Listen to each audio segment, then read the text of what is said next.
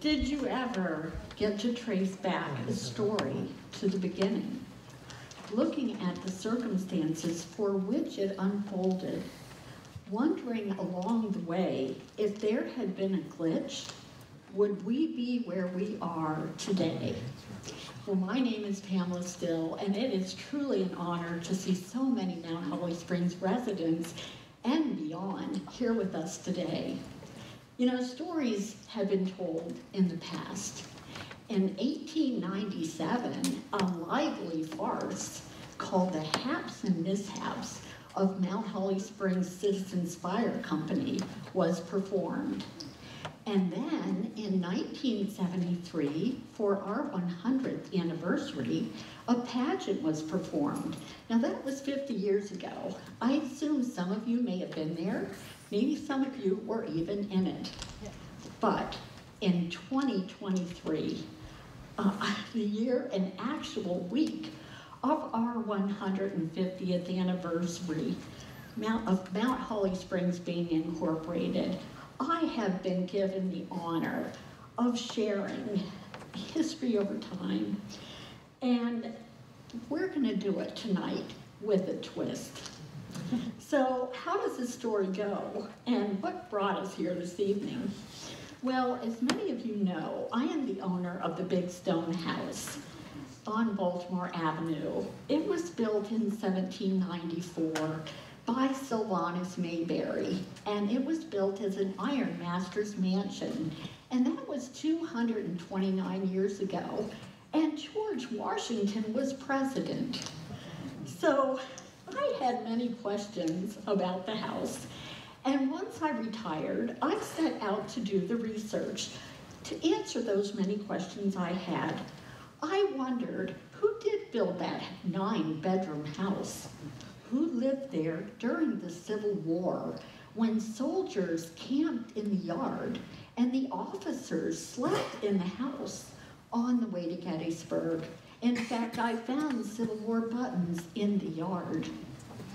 And I also wondered who lived there when Amelia Gibbon was alive. Were they friends? So these questions needed answered.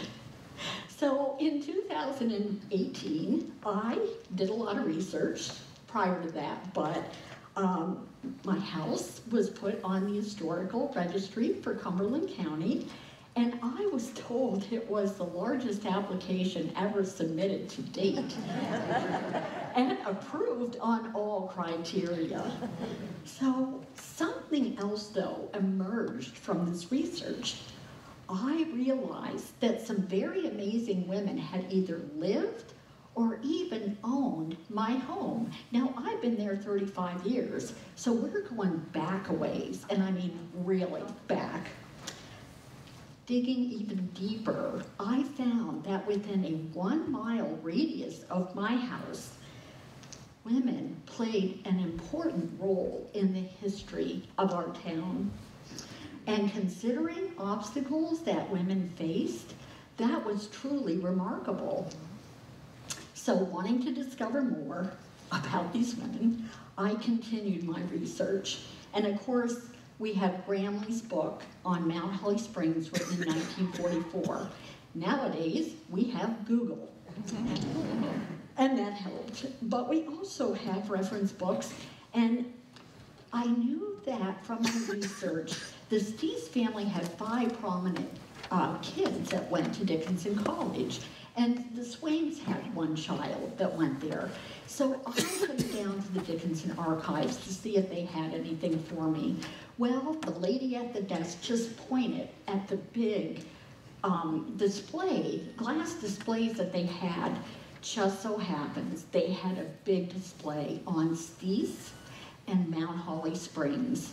Come to find out, Sophia Stees, who was the youngest daughter, she gave all the artifacts to Dickinson Archives so that it would be in safekeeping for us, for our area. And I found so much. But then I went to our historical society, and there were maps, there's First Family books, there's tax records, and then the Mountain Echo newspaper. Now, if you want to know how people lived back in the day, Mountain Echo newspaper. It was a gossip column. But then, you know, you look at the obituaries, phone calls, interviews, and you read what other historians have written that came before you. And they can be very detailed. And the result was that history was coming alive. But there was one amazing fact that emerged for us that we can be proud of. And that is that our very first settler she was a woman. But when? Well, we don't have the answer to that. We do know it was Elizabeth McKinney, and we know her family was at a fort in Shippensburg seeking refuge during the French and Indian War. And we know that her family did not survive. Now, Gramley speculated that she got here in 1750. Well, that is just not likely. So Fort Morris, that was in Shippensburg, it wasn't even built until 1755 and abandoned in 64 after the war. So if Elizabeth left the fort then, and that was about 260 years ago, that's likely when our story begins. And I just want to reiterate what I said in the very beginning. Did you ever trace back the story to the beginning? Look at the circumstances for which it unfolded, wondering along the way if there had been a glitch, where would we be today? Where would we be if Elizabeth wouldn't have come here? Where would we be? But anyway, now we are going to time travel, and we are going to sort of witness a moment in the life of 10 women that have been selected. And, you know, there's been a lot of research done.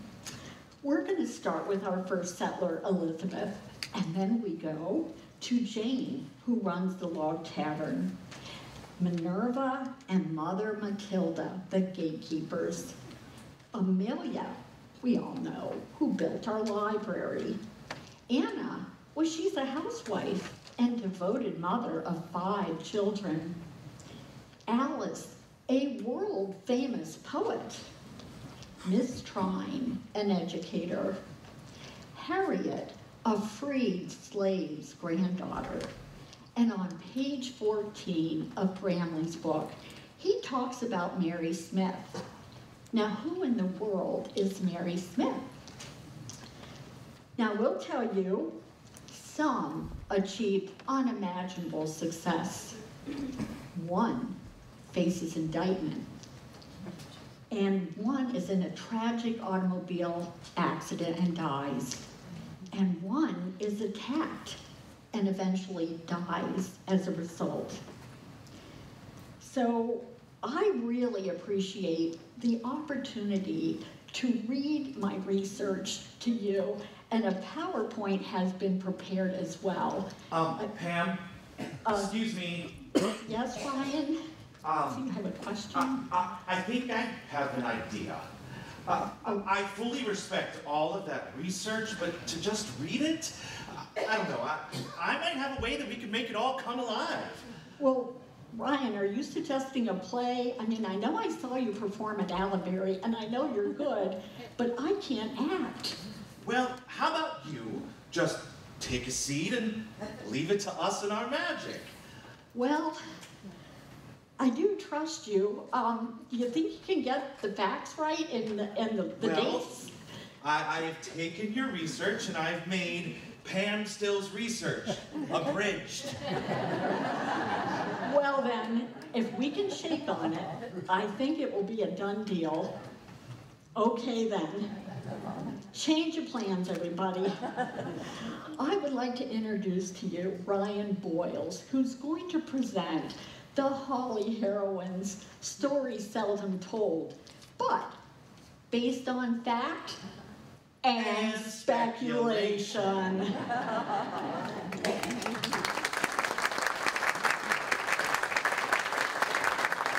So, let the magic begin.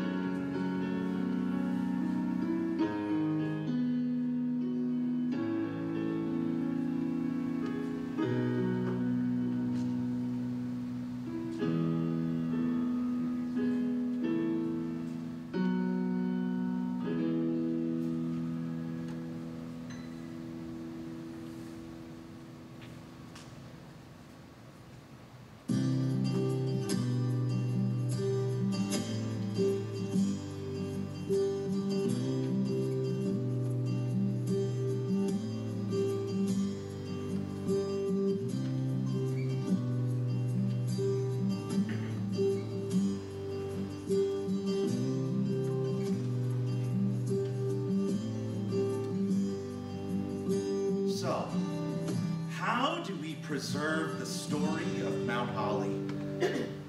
They say that what was lost can once again be found. It's by us finding out the story and telling it for generations upon generations how Mount Holly became the town that we know and love today. As Pam said, our very first settler was a woman. Elizabeth McKinney. But what does it mean to be a heroine? Well, according to the dictionary, a heroine is a woman who is admired or idealized for her courage, outstanding achievements, and/or noble qualities. Well, I assure you that the 10 women that we are going to meet tonight definitely showed courage, had many, many accomplishments, and all attributed to Mount Holly becoming the town that we know and love today. But how did we get here? Well, we do know that Elizabeth McKinney was our first settler. In fact, we even have a deed here showing the land that Mount Holly now sits in. Well, let's see if we can get a little closer. That's better. That somewhat stop-shine-shaped piece of land, that's now Mount Holly. But how did it get broken up? How did Mount Holly become the land and town that we know today? Well, I think it might help us to actually go and, I don't know, maybe talk to Elizabeth herself.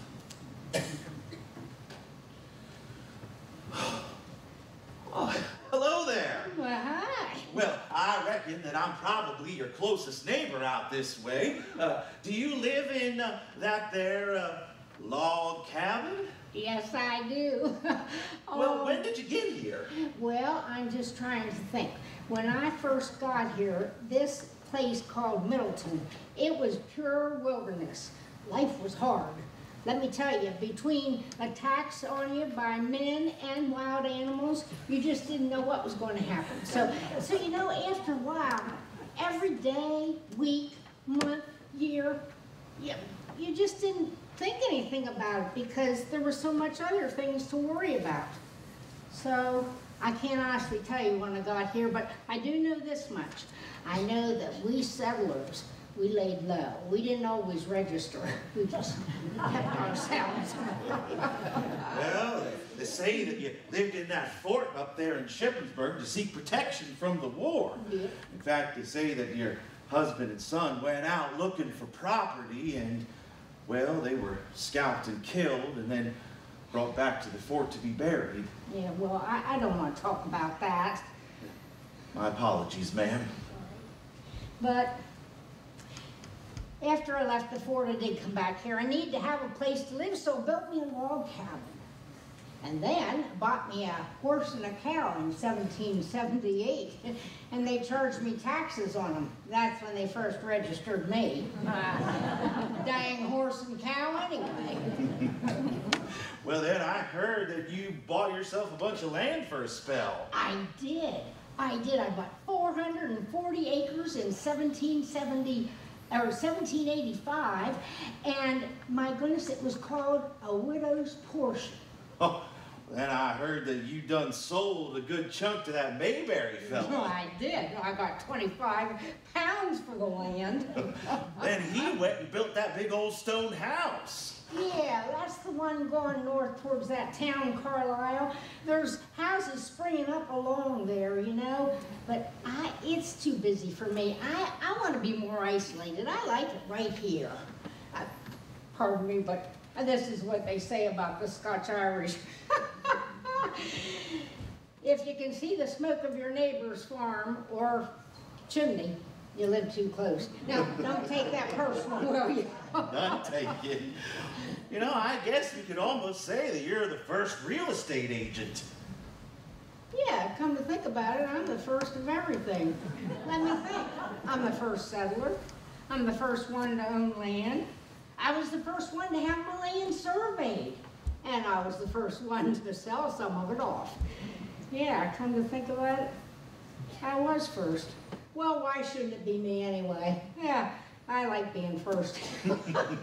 Well, it was nice chatting with you, but I best be getting home. Now, you just let me or the wife know if you need anything. Well, thank you, but I'm getting up in years and I got my granddaughter, Mary. Maybe you'll get to meet her sometime. She stays and takes good care of me.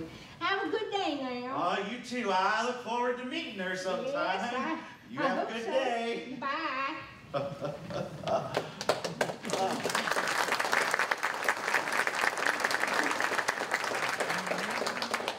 Good old Elizabeth. Well, without her and her descendants and her selling off that land, why, who knows if anyone else would have come into the area. Now, she talked about moving up the road north. Well, if we go up the road just a little bit north, this building eventually stood there.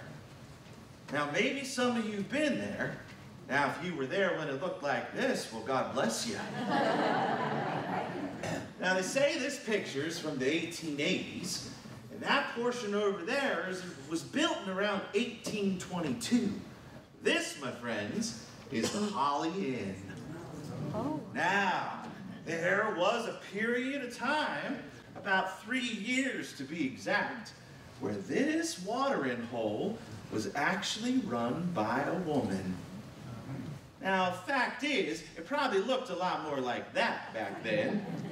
But I think we should go experience what Jane Thompson's Holly Inn might have been like back in 1812.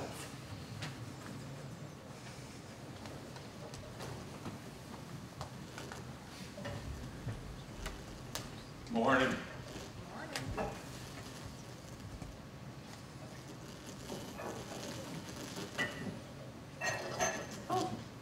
What can I do for you? We've been traveling a long time. We need a place to stay. I'm the family. I'm a son, a daughter. I have a wife. I have a horse, and I have a wagon. We need a place to stay. We heard this is a place to stay. Yeah, there ain't no finer place. The next town's a good 2 hours from here, and it's getting dark. It's best to be off the roads.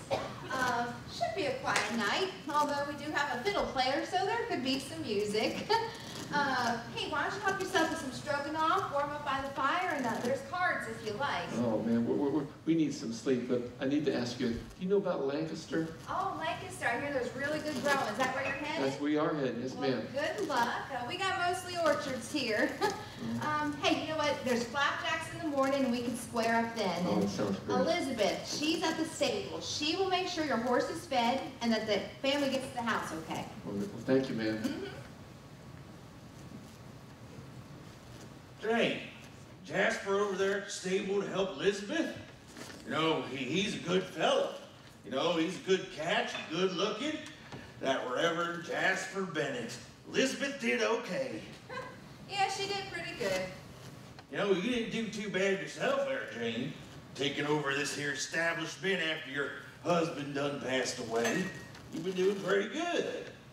Well, it is not easy. Taxes, a shipment of rum or whiskey or beer, it can wipe me out if I ain't got travelers.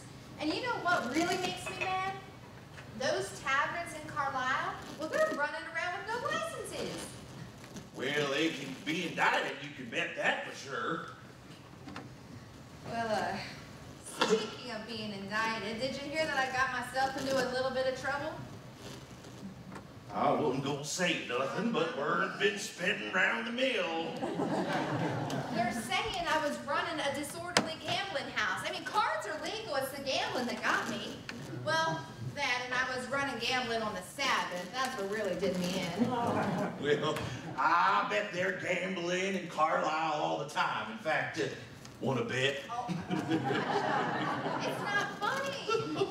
Ah, Jane, come on. You ain't no criminal. No, the criminal's someone like that Edward Donnelly fella. He's that one that done killed his wife and then burned her up in the fireplace. 300 or 400 people went to Carlisle to watch him hang that day. Well, I reckon there'd been more, too, if it wouldn't have been bad weather. Here's some good news for you, though. Did you hear? James Madison's been elected president. Took him 3 months to count those votes. Well, it made me very happy. In fact, I would have voted for him too, but I'm not allowed to vote. I can run this tavern, stabling, blacksmith, put people up in a big old house, but I can't vote. Well, that's because she's a woman. That's why you can't vote. That makes no sense at all. Think about it. Well, Jane, you can get as mad as a hornet. You know, I reckon it ain't right, though. My wife, she says the same thing. She can't vote neither. Well, here's something that might cheer you up. Did you hear Michael Aggie's building a new mill? Well, that'll bring more jobs to the area. It'll bring more to your tavern. So let's raise a glass. Here, here.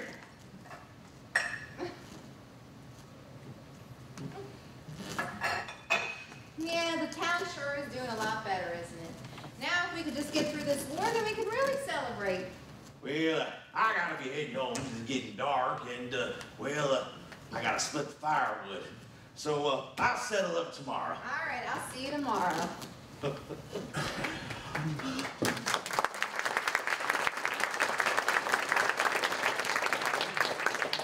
I bet they had some good times at the Holly Inn back then. In fact, I bet the slogan was, what happens at the inn stays at the inn.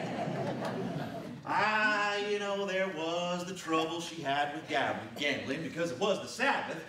There was some speculation about some other dirty doings at the Holly Inn, but we'll just hope they didn't happen on the Sabbath either.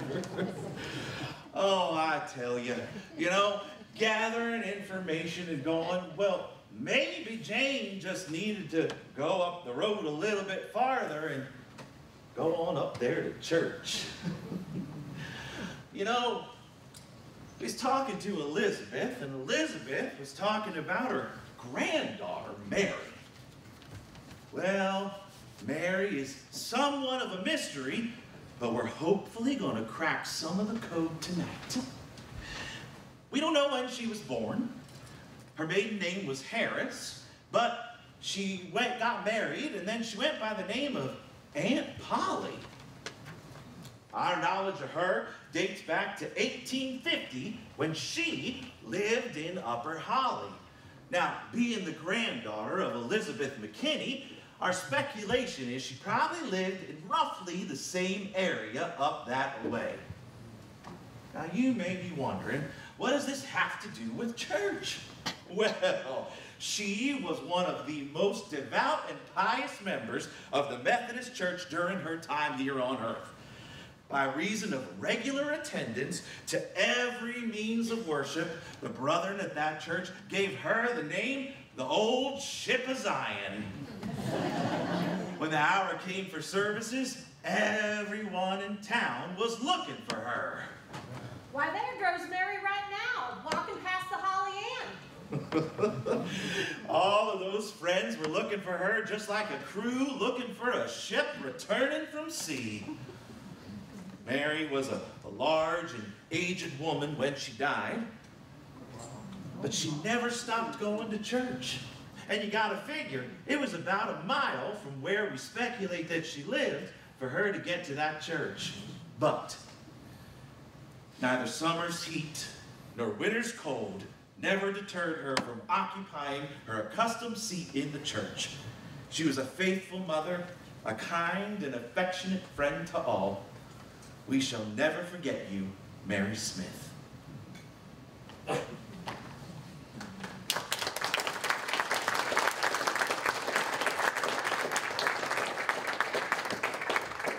you make sure to worship today.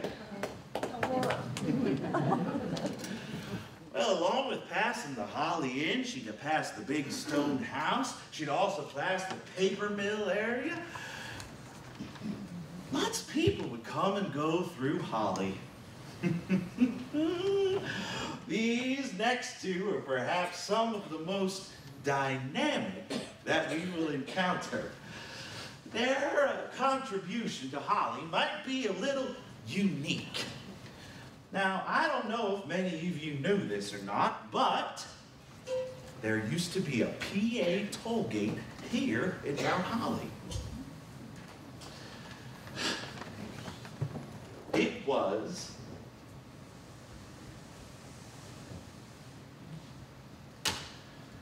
here where we meet Minerva White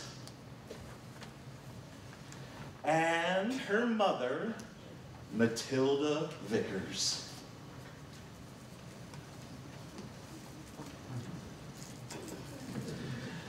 They came up here the whole way from Virginia. You see, when they got here, Minerva got a job in the paper mill.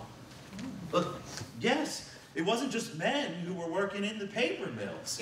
You see, she did too. Well, a few years later, they took over the PA toll gate and store. Now you may ask yourself, what would this mother and daughter duo from Virginia who run the toll gate have an impact on Mount Holly? Well, their story is about as fascinating as the headlines that they read every day in the Mountain Echo paper. Well, look at that. They found a gold disc in the bottom of a well in York Springs. Wonder if I should go look for some for us. Yeah, I'm sure you'll find nothing but the bottom of the well. That is, if you could even get in it. Well, we'll never know if we don't try. Excuse me, but have you seen a man coming through here selling a miracle cure? Well, if you do, don't buy it. He is a quack. He will sell you nothing but dirty, filthy water for 50 cents. What was it supposed to cure? I don't know. He just said it was a miracle cure. And you still bought it. Boy, he conned you.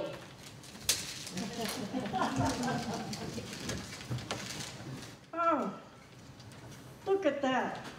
They're having another one of those reunions in Gettysburg for all the surviving soldiers. Those men are so handsome. I hope they pass through here so I can thank them myself. What? A big old kiss? No, with one of my nice quilts. Then I'll ask him to cuddle up and kiss. Hey, did you hear about the 8-pound tomato? The what? Well, the 8-pound tomato that got dropped off at the office of the Mountain Echo. I think you're fibbing. Nope, he ain't. It's right here in the paper, and everything they say in the paper is always true. I saw that. You make sure you take care of that. We can't have our money looking a mess. Yes, Mother. I will be sure to iron the bills and shine the coins. Nothing's too good for the PA Turnpike. Oh, look here. Mrs. Ferry turned 108. There's hope for me. Looks like we'll be working together for quite some time. Hey, who's that? Hello, lady. Looks like Chief Burgess. Wonder what he wants. We gotta be on our best Chief behavior. Burgess Kreutzer here, ladies. How are you? Have you heard the exciting news? What, that Mount Holly girls make more excuses than bread? No, that's not it. The Commonwealth of Pennsylvania incorporated Mount Holly Springs as a borough. Now, ladies, that's important. And now the taxes collected in the borough can be used by the borough instead of being sent on to South Middleton Township.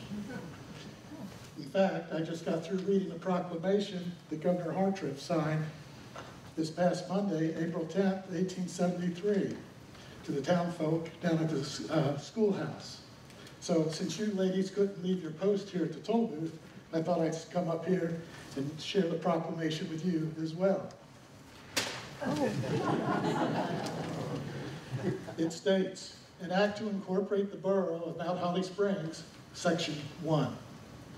Be it enacted by the Senate and the House of Representatives of the Commonwealth of Pennsylvania, in General Assembly met, and it is hereby enacted by the authority of the same, that the village of Mount Holly Springs in South Middleton Township, Cumberland County, shall be, and the same is hereby enacted into a borough, which shall be a body politic and corporate, and called by the corporate name of the borough of Mount Holly Springs. That's great. As long as this won't take any money from me, I don't care much. I'm glad you're so happy about it, though. Well, Thanks for stopping by, Chief. Now go I know. enjoy your Thank you very much. borough.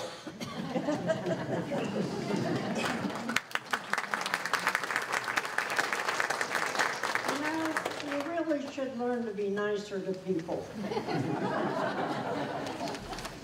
Oh, look at today's death notices, Mom. Looks like someone isn't going to see 108. What is it? Oh, pooh.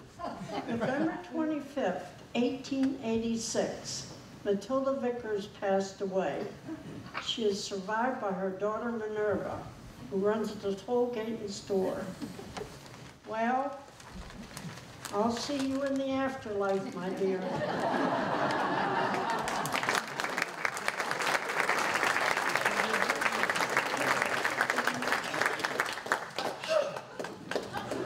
It's another election day, and another day we women have to pay a toll, but the men don't. When will we ever get to vote? I sure hope so, dear. Soon. We have a lot to say, and one day we will have a voice. I know it, and I have a lot to say. I think we all will.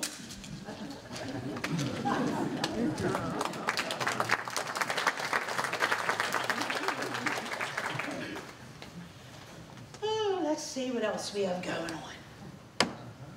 Oh, Mrs. Gibbon is getting another shipment of books this week. That library is one busy place. The Citizens Fire Company is preparing to present a lively farce on the haps and mishaps of the fire department. Now, why would they want to make fun of their mishaps? G.W. Heffelman is going to be preaching at Mount Tabor this Saturday night. Well, look at that. Miss Gibbons' friend Anna took a trip up to Newell. I hear that's the nicest little town. during the past 7 years. Minerva went on to run the toll gate for another 17 years. Well, it was in July of 1904 when everything changed and she became a headline just like the ones that she'd always been reading. She was waiting at the toll gate for some passing-throughs to come by when someone came in and attacked her. They threw her to the ground. She fought back. Well, she even offered to pay them $5. But they beat her more and ran out. She threw the $5 out the window, and the assailant took it and ran off. Later that night, Mr. Paul was passing by and heard some strange noises coming from within inside the toll gate. When he went inside, he found Minerva. Well, he gathered some people together to investigate. George Smith was then arrested and put in jail. Minerva once again made the headlines in October of 1905. It was October 28th, to be exact, the morning of. Minerva passed away. She had been ailing for quite some time. Upon her passing, Mr. Bixler from the PA Turnpike came down to gather some things and investigate and get the company records. In doing so, upon searching the second floor, they found bushel baskets full of packaged silver coins, perfectly shined. They took them down to the Carlisle Deposit Bank. They were calculated to be worth approximately $2,650. Later, when they went back to actually clean out the house, they found around another $1,100 stashed away in different places.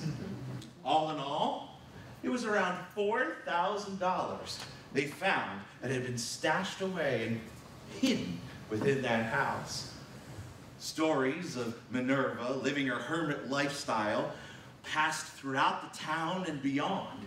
In fact, she even made the headlines in Mississippi talking about the hermit and all of the hidden money. Well, they both passed away and became headlines just like the ones they'd always read in the Mountain Echo. They sent a lot of people through town passing through that gate. A lot of people who would spend a lot of time walking up and down Baltimore Avenue. Yes, it was a much simpler time then. People would go out for casual strolls, never knowing who they might run into. Well, I think we should just take a trip back in time and see who we might find strolling along the road. Well, good day. Oh, look over there. Why, it's Amelia Given and Anna Steese. They are two of the most prominent women in Mount Holly Springs. Wow, well, I may consider moving here when I graduate from Dickinson. I would like to know about them. Please tell me more. Oh yes, me too. Please fill us in. Well, you see, everyone knows that Amelia's father ran the paper mill. She had 4 brothers. Now, they would have been heir to the paper mill and the millions, but they all died. So then imagine this, Amelia running the paper mill and having all of that money as a woman and at such a very young age. Impressive. Why don't we move closer and find out what they're talking about? So Anna, I'm a little curious. Does your husband talk a lot of politics now that he's a Pennsylvania state representative? Well, not really. He talks a lot about the paper mill and being on the Mount Holly Springs School Board and all the other organizations he's in. And of course, there's the 5 children. You know, none of them are home now, but we have that 9-bedroom stone house to take care of. Well, and I am so proud of you. 5 children, 10 universities, your oldest son going to Dickinson, West Point, University of Alaska, and now becoming a brigadier general. Why, they say he's the most traveled man in America. Yes, a book could be written about him and all that he's doing. You know, Amelia, you've become such a big influence in our family. The library and your friendship has meant so much to all of us. You know, when you gave Charles the money to go away for 2 weeks to recover from his surgery, you didn't have to do that. And then to make him a young trustee of the library. Well, you know, when he was a little boy, he used to go back in those woods, and he would pick wildflowers for me. You know, that meant a lot. He was such a kind, thoughtful young man. And oh, that reminds me. How is your youngest daughter, Sophia, doing? Well, she's doing well. She's actually a professor in Brooklyn. Well, I can imagine that she's really excited because hopefully someday soon women will have the right to vote. You know, it was in 1878 an amendment was first introduced to Congress. We're still waiting. And it's been a wait. You know, Amelia, you can run a mill, you can have millions of dollars, you can build a library, but you still can't vote. Well, let's hope that Sophia will be able to vote in her lifetime. Yes, my friend, yes.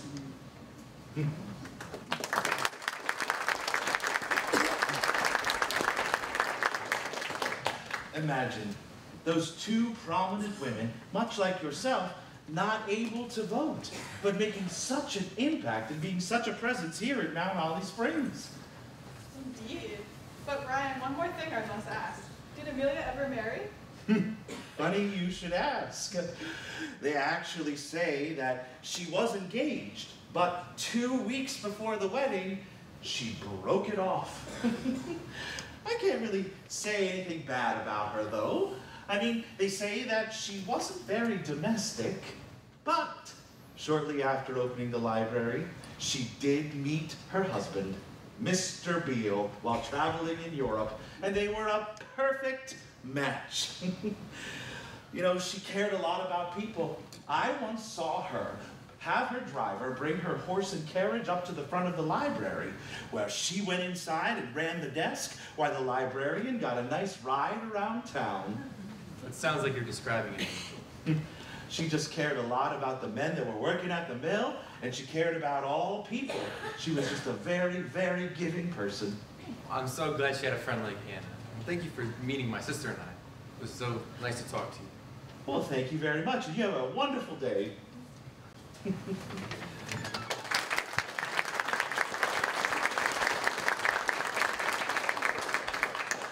Amelia Given, the library, still providing so much joy, education, and entertainment to Mount Holly Springs and beyond. And then Anna Steese, whose family lived in that big stone house, all of her children. She was so dedicated to ensuring their education and supporting them every step of the way. Her daughter becoming a professor, and the Brigadier General, James Gordon Steese. He was known as one of the most traveled men in America. But no matter where he was, he never failed to say that Mount Holly was his home. In fact, when he passed away, Congress wrote a 3,000-word eulogy on Brigadier General. Wow. So 2 amazing women who brought so much and provided so much hope and inspiration for everyone. But of course, there was still that lingering problem. All of these women, all of these visionaries couldn't do one simple thing. They still couldn't vote. Suffragette movements happened everywhere. Women fighting, saying, why can't we vote? We need a voice too. Imagine all the women that we've encountered. They had such strong opinions and really could drive change, but they still couldn't vote. Well, in 1920, all of that changed.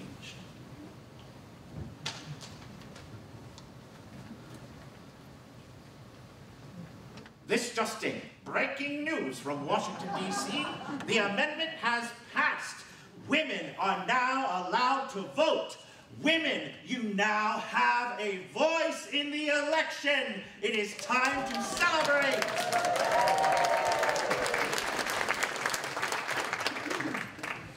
Far too long, and after a very, very strong fight, women could finally have a voice.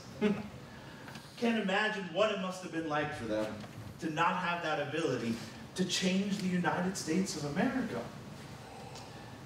Well, our next heroine, she can be found in the Amelia Gibbon Library. She also will be our first heroine who would have had the ability to vote. So, who are we talking about, and what book might you find? Well, this heroine was a world-renowned poet. None other than Mrs. Alice Swain. All right, Peter, you ready? I've got a lot of information on Mrs. Swain here, okay? All right. Okay. So, Alice was raised by very intellectual parents in Scotland. They traveled extensively and they had an art collection from all over the world. Let's see, her family moved to Pittsburgh when she was only 17, but get this, she skipped high school. She went on to study at the PA College for Women and then went to Wilson College. In 1932, she married William Swain. In 1944, she and William purchased that stone house in Mount Holly Springs. He liked to call it the Swain Mansion. It must have been kind of big. Alice, so get this, Alice didn't start writing poetry though until like she was 36 years old. The only reason she started writing poetry is because she was on a family vacation in Ohio. You're gonna wanna get this. She drank milk from an infected cow and got very, very sick. They described it as a form of tuberculosis. Infected cow. Have you ever heard of such a thing? No. I know. So, but she was so sick she couldn't go outside, she really couldn't do anything anymore. So she needed something to keep her mind busy, so she started doing poetry, and it really clicked for her. In fact, she has published 8,000 poems, believed to be a world record. She's authored 25 books and pamphlets and has received over 800 poetry awards. Okay, I think that'll give me a good start. Yeah, you know, I think I got a working title for this article, too. Already? Yeah. Infected cow turns housewife into world-renowned poet. I think I keep working on that. I'm gonna go find some more information. All right, I thought it was good.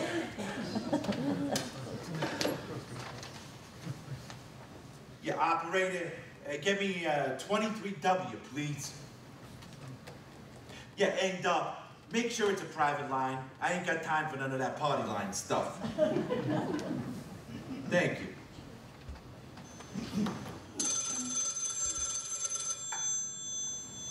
Hello? Hello, Alice? Yes. Yeah, it's Pete from the New York Times. Oh, yes, I was expecting your call. Now, I'm going to need to put the receiver down. I have my notes, I have a book, so I want to make sure you can hear me, all right? Okay. And just for the record, I prefer to go by Miss Swain, especially for an interview. Got it. My apologies, Mrs. Swain. You know, I should have figured you do sign all your poetry, Mrs. William Swain. Yes. Hold on.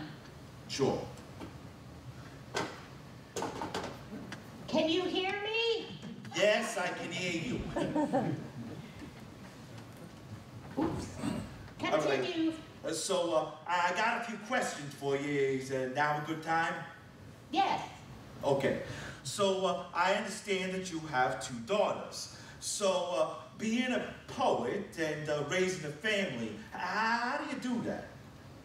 Oh, well, you know, I believe I can answer that with a poem.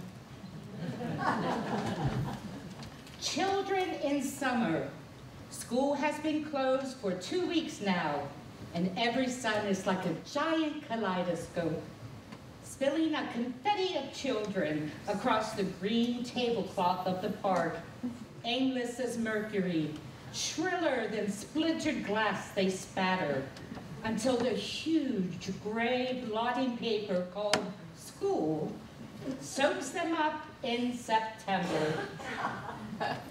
Thank you for that very vivid description with a very unique perspective. Where are my keys? Alice, where are my keys? I can't find my keys. They're not here. My keys! You'll have to excuse me. It seems my husband has lost his keys. Now, he does have a meeting in Dillsburg, and he's rather in a tizzy.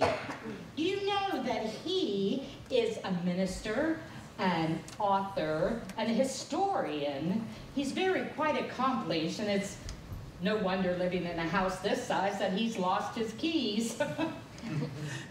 Mrs. Swain, I promise that I'll do an interview on him sometime. But now, we're focusing on you. Oh, very well then. So tell me, how did you go about developing your writing style? Well, I became ill on a vacation, and I contracted a form of tuberculosis. It caused me to have a more sedentary life, and it gave me time to look inward and reflect on my fascinating life at this point. That was 3 years after we moved to Mount Holly. Well, and at first, when I started writing, I wrote mostly about Mount Holly, but as my style developed, I expanded my horizons. You know, you don't just wake up one day and you become a world-renowned poet. It takes skill over time. So, Mrs. Swain, I noticed that you have a cat in your photo. Oh, yes, I love cats. That would be the Mount Holly cat. Her name was Fluffy, and she had beautiful kittens that were in quite high demand. She was a Persian cat. You know, I've never written a poem about cats. So, why did you move from Mount Holly in 1951?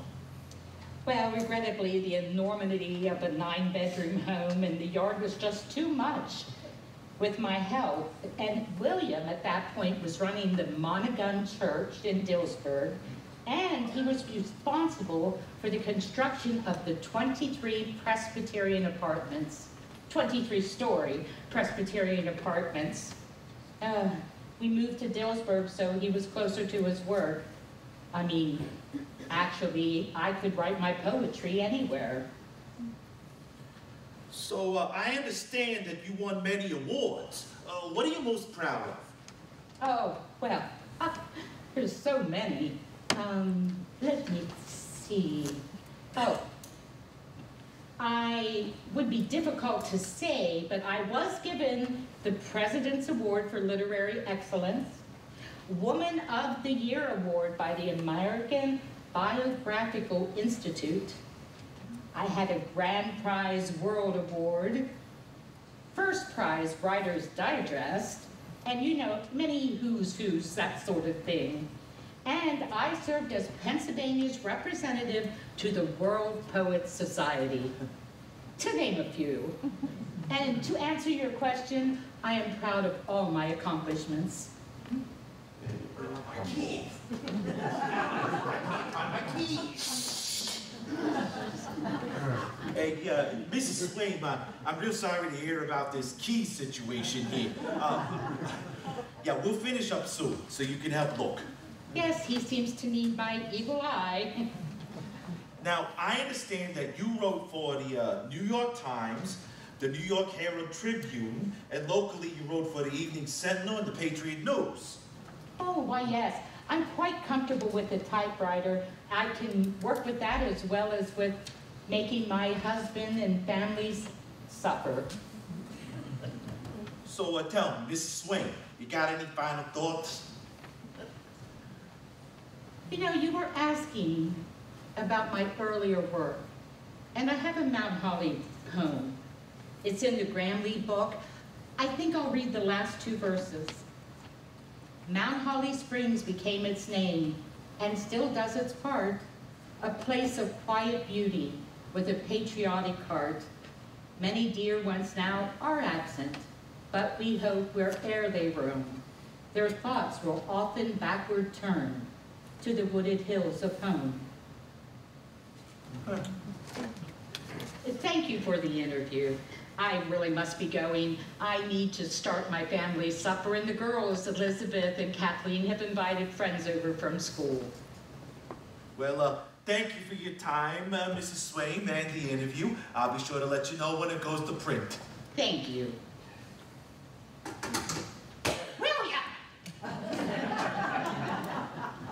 All right, Pete, listen to this. So I was looking up quotes and things, and this list of men showed up. It was Lincoln, Gandhi, Ben Franklin, Winston Churchill. There was one woman on the list. Guess who? Mrs. Swain. Yeah, the only woman on this list. Okay, but here's her quote. Get this. Courage is not the towering oak tree that sees storms come and go, but the fragile blossoms that open in the snow. That's pretty good. Yeah. Yeah, I think I might need to tweak that title a bit. Not sure the infected cow is the best way to go.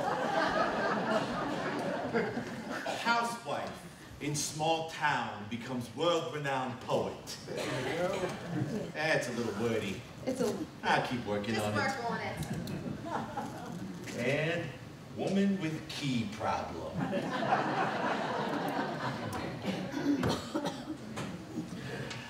Alice did write lots and lots of poetry, but the mystery of the keys is one that, well, I don't know if will ever be solved.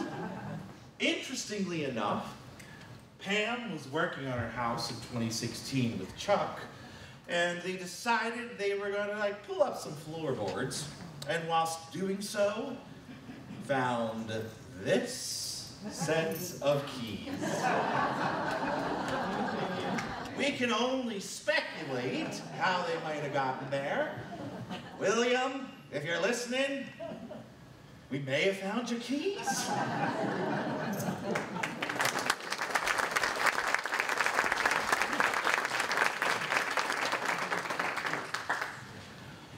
Elizabeth and Kathleen Swain.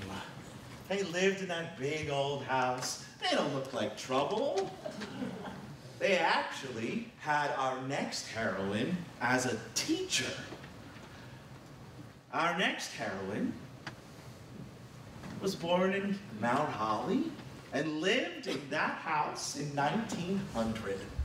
This is another prominent house in Mount Holly. In fact, this sits still next to Castle's and across from Family Dollar. This is the home of Miss Emmeline Trine.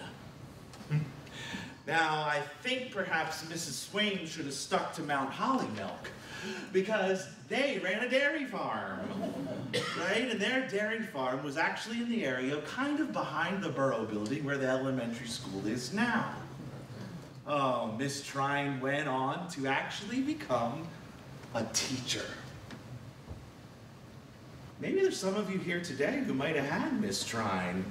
I won't ask you to raise your hand. It's not polite to ask a person's age. But I think we should find out about Miss Trine from one of her students. So let's go back to Carlisle High School at the time of Miss Emmeline Trine. These kids, I don't know what I'm going to do with them. Oh, jeez. Yes, Mrs. Adams. Richard Gobin? Did we ask him to come to the office? He did what? He just walked out of class without permission? Send him in.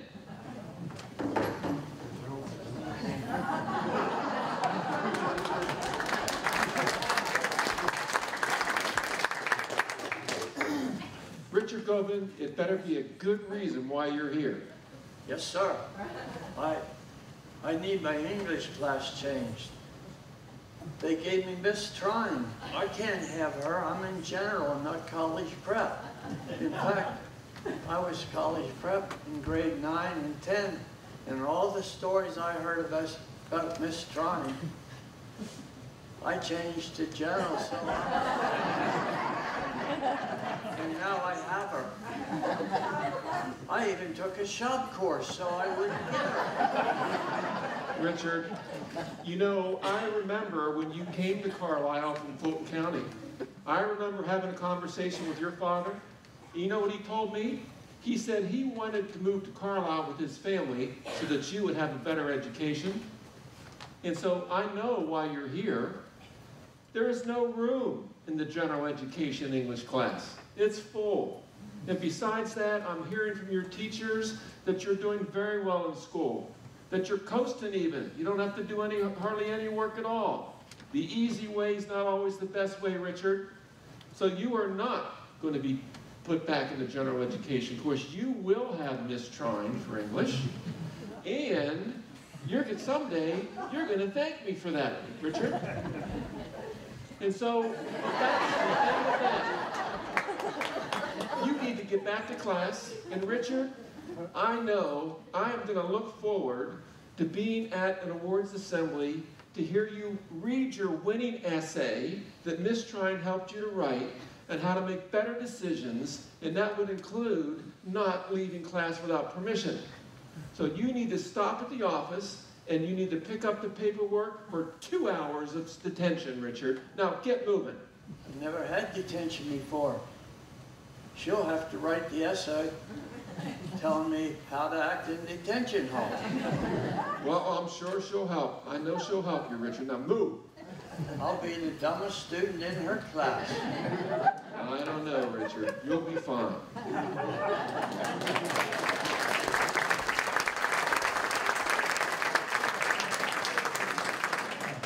Well, Richard survived Miss Trine's class. You see, he excelled in math and science, didn't have all the skills for English. Miss Trine saw that, though, acknowledged it, and tutored him. Richard faithfully went to every tutoring session and ended up passing that college prep class with flying colors. In fact, it actually changed his whole outlook. He had no intention of going to college, but he ended up going to Shippensburg State Teachers College, now Shippensburg University, and became a teacher. After teaching for a while, he decided to go back to school, and he went to Temple University of Pharmacy in Philadelphia and became a pharmacist. He went on to found the Mount Holly Pharmacy, the Big Spring Pharmacy, and Quality Care. All because he had one of those teachers who pushed them because he believed in them. In fact, a lot of the college kids, when they would come back, the first Carlisle High School teacher that they would go see, Miss Trine. She impacted so many lives in Mount Holly, Carlisle, and everywhere that she taught. Miss Trine tragically died in a car accident at the age of 70. They say on that day that many college students who had had her, any of her current students, and anyone who had ever experienced Miss Trine broke down into tears that day. But she believed in this little town of Mount Holly because in her will, she had very specific directions for a chunk of land. Land was bequeathed for the purpose of creating a community park, which now we know as Trine Memorial Park, but also for the Methodist Church up on the hill. All thanks to one Miss Emmeline Trine. And don't you dare call her Mrs.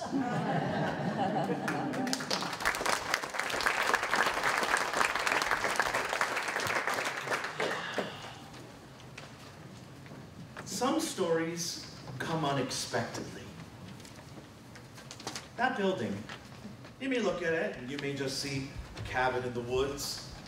Some people look at that and think it might be a chicken coop.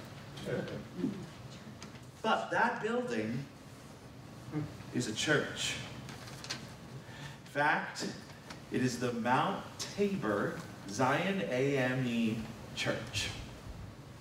It was founded by a freed slave who fought in the Civil War, built it by hand. And well, its story,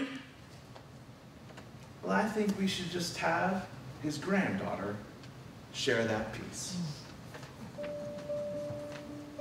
It all started with a story about a church and a cemetery as part of a community heart and soul project to uncover what matters most. The Elias Van Parker left the Civil War and came over the mountains to the little small town of Mount Holly Springs and settled in the 1800s. He built a church there that served his community for a century. Our little church was the little church at the foot of the mountain. Sunday morning, it was a given that I was going to get up and go to Sunday school and church because my Aunt Ethel was the Sunday school teacher. Wafting across the pasture or through the woods, you would hear the gospel singers and people singing and all of that. So of course I was drawn to that church. After World War II, work for African Americans was scarce in Mount Holly, and many families moved away. The AME Church closed its doors in the 70s with everything from hymnals to the organ inside. But 4 decades later, its story led to action. I personally did not know anything about the AME Church. I had never even been down Cedar Street before. And from Harriet's interview, I just was impassioned to know about it, and of course, I love old buildings. When I saw it, I didn't see what some people see. I saw the beauty in it because we saw an opportunity. This church is part of African American history, it's part of Mount Holly's history, it's part of Cumberland County's history. It plays into a much wider narrative than just being a personal family connection. And that's where we're at the moment, is working to preserve both the items inside the church and the memory of the church as well, along with the cemetery. It's a nice place here. And the church is a nice reminder of what made us all the way we are. It gave us a solid foundation. I get teary. It gave us a solid foundation. This made me who I am. It made my brothers who they are. So I am delighted and thrilled, and whatever you want to call it, to know that somehow, some way, before I pass away, I'll be able to see the legacy that my grandfather left.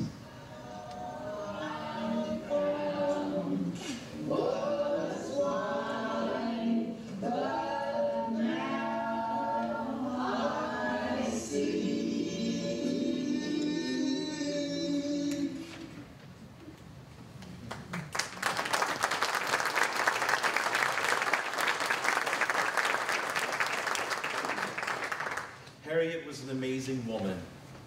She believed in the church, she believed in sharing its story, and she found people to help her bring that African American culture to life. She said she was going to dedicate her life to that project, and she did. In February of 2021, it was placed on the Register of Historic Places. Sadly, Harriet passed away in December of 2021. But she had the knowledge that the preservation project would continue. And it still continues today, actively working and making to restore this place to the beauty so the story can still be told, and that joyous music that we hear can be sung again. In fact, over the next couple months, you can actually go visit Mount Tabor Church and take a tour up on Cedar Street. Harriet believed in it, and her story will live on as many, many more. So tonight, we just took a little time to pay tribute to 10 amazing women, 10 heroines who changed the focus, the moving forward, this little town of Mount Holly Springs to make it what we know today. Now, it's up to you to tell the stories. And maybe, who knows, our next heroine could be you.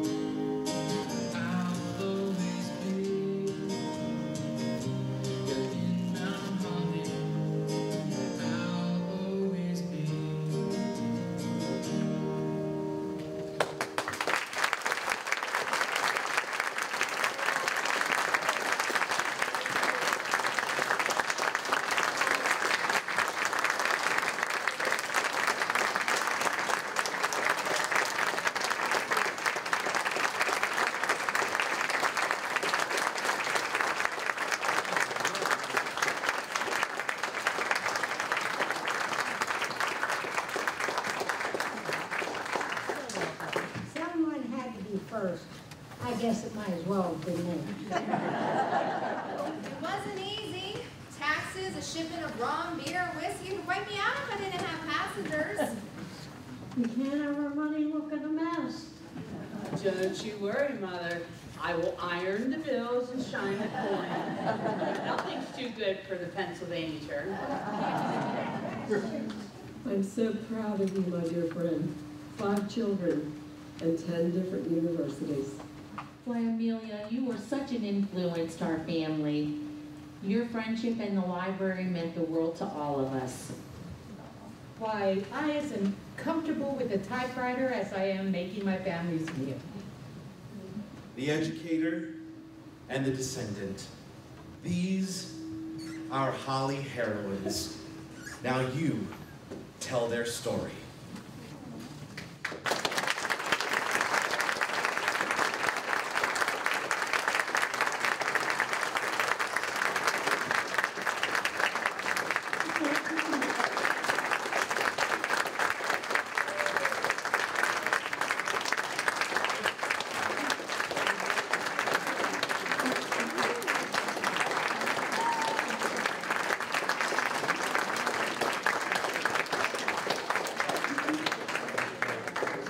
Before you go, we have some things to present to our folks that all of our actors, of course, but there were 2 families that really spent a lot of hours putting this together, and I wanted to give this to Pam. So Pam Still, you want to come up, and Chuck, you want to come up too?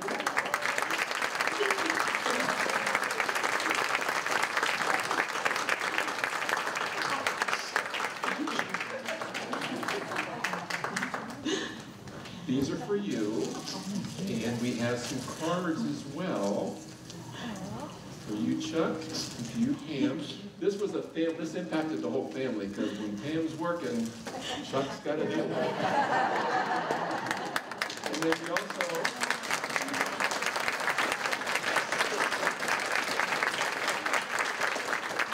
want to give a special thank you to Ryan and Sherry as well. Very impactful on their family.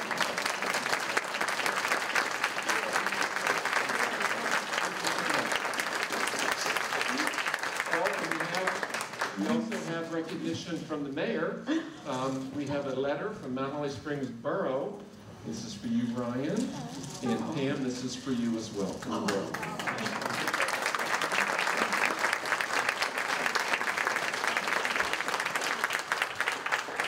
Well, we thank you all for coming out to tonight to support this town and our great, awesome history that we have. For those of you who have the preferred seating, you can all head out the doors over here to go over and enjoy dessert. And the rest of you feel free to go back and explore the community tables. Thank you so much and have a wonderful evening.